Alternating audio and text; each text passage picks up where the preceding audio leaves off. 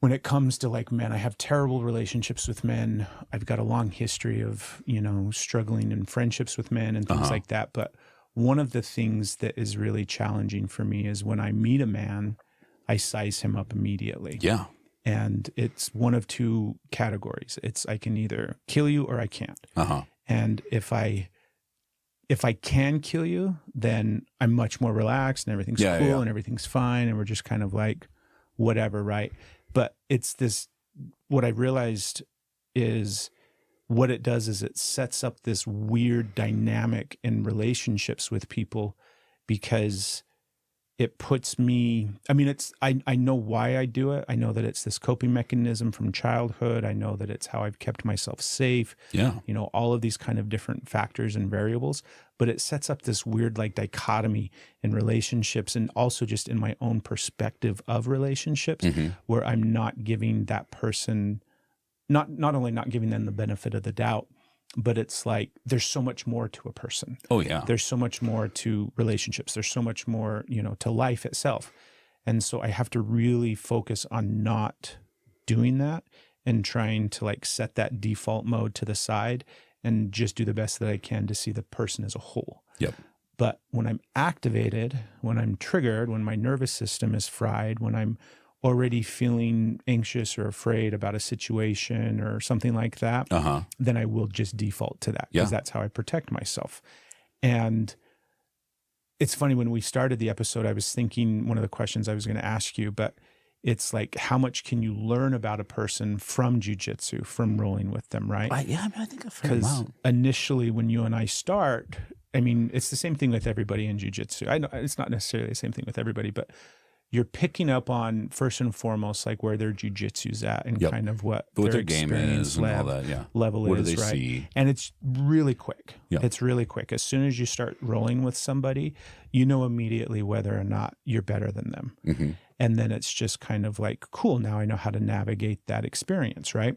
And when you and I started rolling, I think we were both doing that thing of like wanting to allow the other person the opportunity to kind of just feel comfortable, I guess, or feel safe. I don't know what, maybe that's sugarcoating it. Maybe we were both just like testing the waters to see what was there. I think we were both testing the waters, right? Yeah. Because it's one of those, like, there's capability. Yeah. I think we both recognize there's capability. Yeah, like when, I don't think people were like, have you met Ben yet? But everybody talks about, the big guys in class. And so everybody was like, oh, you're going to like so-and-so. They're another big guy. Yeah. And I'm like, okay, cool. It starts to build this kind of like... Yeah, like, you get a sense of the person before you actually meet them, and then obviously before you roll with them. And I remember thinking, I'm like, interesting. It's going to be interesting. I'm always interested to roll with somebody who has good jiu-jitsu. Yeah. And then when you add in size to it, it's a whole other variable, right? 100%. Yeah, you can take really mediocrity in jiu-jitsu and you add some strength and some size to it, and suddenly you got a problem on your hands. Yeah. So I was interested. And then when we start rolling, I'm like, okay.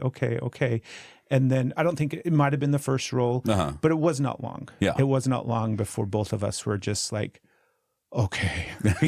And I'm like, okay, fuck. Yeah. Here we go. And I think there's a part of that where I had to, because you challenged the part of me. And truthfully, it's a little kid part of me. Like that whole thing of like me sizing up people on whether or not I can hurt them or they can hurt me. Yeah. That's a little kid. That's for me, that's where it starts. But it starts there, but I think I do it. Right. I would even say that it's a constant, like every person that I meet. Yeah. Yeah. And I don't think I'm not doing it out of like anger or any kind of like I want to hurt anyone, but it's part of my like, how do I feel control in this environment? 100%. I'm not physically afraid of any of you. Like 100%. Yeah. Right? So it makes me feel safer. Exactly. Yeah. And I've analyzed it and I've thought about it and I've picked it apart. It's something that I've had a lot of work on processing, because for me at this point in my life, it's not necessary. I don't have any experiences. I'm not moving through the world where I need to worry about any of that stuff. And of course, there's always the added thing of like, well, you never fucking know. And all the, And I'm like, yeah, I get that. And in the event that something happens and I can fall back I have to to this. do something, of course, right? I've got something in my pocket. Yep. But day in and day out, I don't have to worry about sizing up threats and people. And so I've really had to like a concerted effort to shut that part of my brain off. That's a default mode that I have from childhood. And part of what I've learned in processing all of it, at least for myself, was going back and seeing where it started and going back and seeing what was going on in my life. And for me, it is very much in childhood. I had 2 older brothers.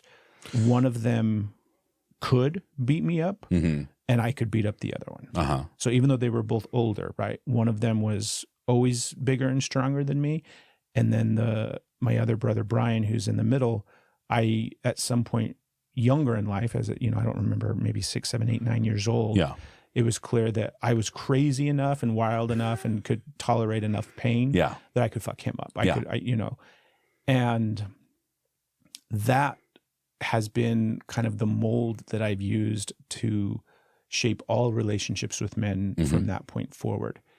And I've seen how that has hurt relationships with men. And I've seen like men who don't think that way or who don't operate that way, you know, like it doesn't. I had a guy tell me once, it was our yoga teacher. I was describing this thing that we're talking about right now, and he was like, "Yeah, when you said that, when you brought that up, when you communicated that, like, I didn't feel safe around you. Like that didn't make me feel good." And I'm like, "Oh, interesting." Yeah, I would have never thought that, you know, and it's silly. Like some guy who's like, yeah, I think about whether or not I can kill people. Like, yeah, that doesn't make me feel safe either. Yeah. I don't want to be hanging out with the guy that's like, yeah, everybody that I meet, I decide whether or not I can kill him or I can't. I'm like, fucking weirdo, right? That's a fucking psychotic person. But I had never seen it through that lens, because in my mind, it's all about safety. Yeah. It's how I assess whether or not I can be comfortable in this position and comfortable in this space. So when we started rolling in jiu-jitsu, it became apparent that there was some gray area.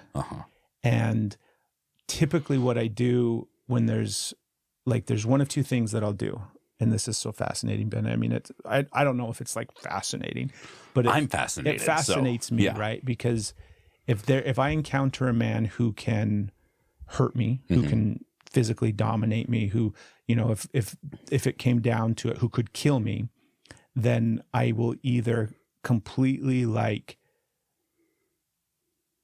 that person then becomes like this thing that I idolize and I put up on this pedestal, and then I kind of like acquiesce to them in I don't want to say in a submissive way, but it's like that's kind of what I do. I guess it is in a submissive way. I say I don't want to say that, but I wouldn't call it submissive. And then because I get it, right? And then the next thing is, so that's one default mode there. But the other one is like, fuck that guy. Right. Yeah. Fuck that guy. So is that, well, that's kind of because as we started to hang out and learn a little bit more about each other and stuff like that, you started to fall into that category of like, fuck that guy. And what I had to do was really take time to reflect on what that was bringing up in me, why I was feeling that way. Right. Because it might have started with like, okay, can this guy physically hurt me or dominate me in a sense? And then all of the things, like all of the stories that I started to tell myself about you in order to make myself feel better about just that one little tiny factor of like, you might be more physically stronger and capable than I am. How do I then make peace with that inside of myself? And the way that I would make peace with that is fuck that guy. Make that guy the problem. Yeah. You know, knock that guy down. Right. Bring him down a peg or two. And all of that dynamic, all of that processing, I feel like is so fucking toxic and unhealthy for me.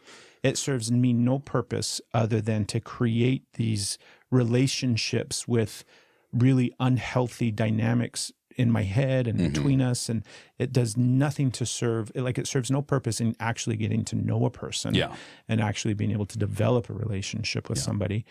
And so I've had to really learn how to set it down and kind of not push it away, but create a new dynamic, a new default. And that's so much of what life has been for me lately, and by lately, I mean like the last, 5, 6, 7 years, is it's like recognizing what are my default modes of moving through life. And do I want to keep those? Yeah. Are those things that are still serving me? Because the majority of them come from childhood. Yep. That's where they started. And some of them I can put the pieces together and understand. Some of them I'm still trying to figure out and kind of like get the nuance of, because a lot of it's shadow, right? It's the subconscious ways that we move through the world that I'm trying to understand mine so that I can decide whether or not that's something that's still serving me. Because I am at a phase in my life where I'm not in danger anymore. Yep. I'm not threatened. Like there's not a lot of like masculinity that I feel challenged by. Yep. I don't feel like I have a huge ego where I've got to walk in and make sure everybody, I don't have to put on this front. Yeah, I don't have a lot of that stuff anymore. Yeah. But I do have the default mode for a lot of things that I'm trying to change and I'm trying to work through. And so I don't remember the timeline. I don't remember the phrase, it was just you enter into my life and then I start putting that puzzle together and I recognize if I want to cultivate a relationship, I'm going to have to do things differently and in a different way, because the way that I was doing things subconsciously and was kind of setting up these things to help me feel safer and more protected, were going to create the opposite effect. I get that. I wasn't, the end result wasn't us sitting down here to do this thing a year and a half later or whatever, right? The end result would have been like, you and I have, shitty fucking roles every now and then. We don't really do anything or talk outside of jiu-jitsu, and you're just this other guy at fucking jiu-jitsu that pisses me off and that sometimes, gets belly down and makes my life fucking miserable. Well, I have left the belly down phase of my life. It's such a good phase, though. It really is. Such a good position. I'm really enjoying my S-mount phase right now. Yeah, much better. Much better. I don't see any problems with that. Well, yeah, I'm not going to do S-mount to you. Listen, first of all, I totally get that. I also want you to know that I do not want to battle you. Right. Right? Like that is, for me, I have gone through very similar. Like I look at stuff. I had this conversation with my son. I was talking about another person, and I was like, listen, at the end of the day, because he's 9 and he's got a friend who's kind of like a little shitty. He's kind of like, he says some shitty things and this and that. And he's like, he's kind of a bully. Yeah. And I was like, okay. I was like, why do you think he's a bully? And trying to like help my son kind of see some of this stuff. And I was like, listen, at the end of the day, I was like, he's probably afraid of you.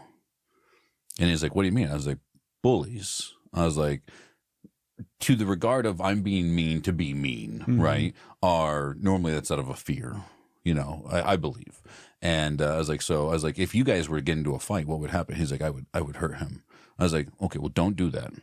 I was like, but I could see where he would be, unhappy about that. I was like, but it's not like, we don't walk around the world thinking like I could hurt that person. Like that's not a positive. That's not a healthy way to do things.